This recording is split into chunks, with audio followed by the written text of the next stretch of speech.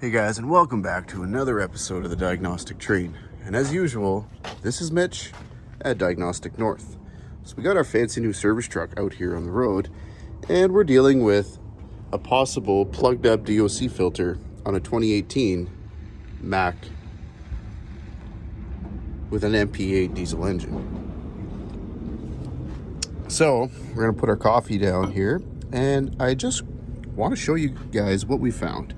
So our first step was to check our differential pressure tubes for the differential pressure sensor. All right, pretty quick, easy job. Well, we ended up snapping some of the bolts and it turned into a pretty big nightmare. So now we've got the DPF removed. All right, we got that in the back of the truck, and there was quite a bit of soot. We ended up kind of blowing it out just to see what kind of shape that filter was in. But I want to show you something else that we found. So the DOC filter resides inside of here, okay? There's a couple videos showing you how to reassemble, disassemble that Diesel Dan guy's pretty good shit. But, you know, I was still left with a bunch of questions. So, first of all, can you remove that DOC? Well, it doesn't look like you can. So, we'll just kind of look back over here. You can see that the filter doesn't look too bad. It's not black, full of soot. That's actually the outlet of the DOC going into the DPF. Okay, let's back up a little bit. We were trying to do a regen. We've got 131% soot buildup inside the DPF assembly, and it's calling for a regen. So we tried to do a regen. Took about 3 hours. We still weren't done our regen, so we called it quits there. It was kind of near the end of the day, and it was time to go home. So we've got DPF right here, and it doesn't look too bad. Okay, this one here is not too bad. This is what we broke here, was the nut for this differential pressure tube. We were just spinning that with our 11/16 wrench, and snap. I actually thought that we got it, but now it looks like we gotta cut that out, get that out with an easy out. That's if we decide to go ahead and get these filters baked and cleaned. According to Mack, they have an updated style, and we're dealing with about $5,000 Canadian repair. Well, if you're calling parts like that, you need to be sure. So what we have here is our Borescope. All right, this thing is pretty old. I want to say it's probably like a 2008. And for the technology of those years, you know what? We have wireless technology. This is our trigger here, and we move that and you can kind of see inside. Well, we don't actually get to be able to see the honeycomb because it's just too dark in there. The camera quality is probably not the best. But if we turn our light on and shove our hand down into here, we actually were able to see some stuff. Sorry for the quality, it's really hard to get in there. They have kind of like a protective mesh here. But what we're going to be looking at is the honeycomb. Okay, beyond that circular mesh. All right, so this is about the best quality we're gonna get. You can see that it's face plugged.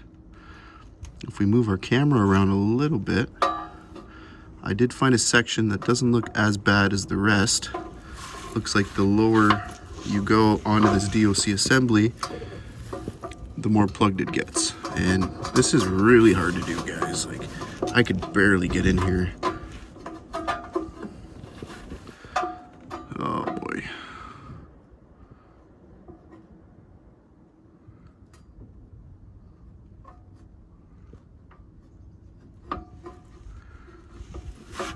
Very difficult. Trying our best.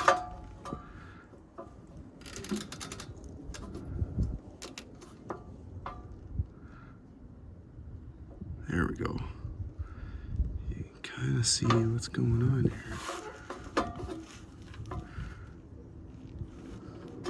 You know what? I did take a few pictures. Went ahead, both hands in there, trying to get an idea. Okay, so there you see the section that's not as bad.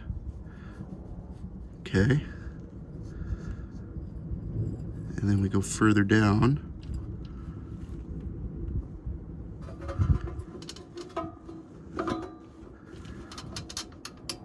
Oh, Jesus, this is so difficult.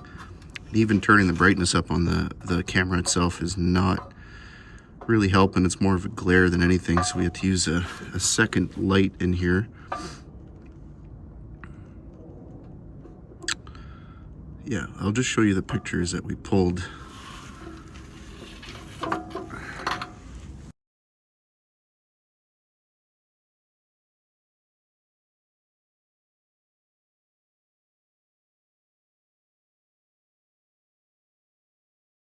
Now if we go to the bottom, see if we can get a clearer image.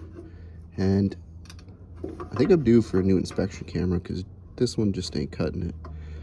But it gives you an idea. So you could see some partially blocked filter mediums right there. And I'm not surprised because we had an issue with the 7th injector. And look at that, down there. About 6 o'clock position. That's all soot. That's soot buildup. All right. 3-hour long regen. We're still dealing with a massive amount of soot buildup here. Okay. So for a $5,000 part, I did blow some air through there, and that might be where it's all cleaned up. I didn't do much. Just wanted to see what came out, and it looks like we're dealing with a plugged DOC filter. So they don't make it super easy to work on. There's no direct access to that filter as far as I could tell, other than the inlet pipe, direct discharge from the turbo. So that's all we wanted to do today, guys, is show you pretty much how these filters can fail, and I might post another video once we get this filter replaced. So if you guys have enjoyed your time here on the diagnostic train, please leave a comment down below, like and subscribe, and don't forget to share. This is Mitch at Diagnostic North, signing off.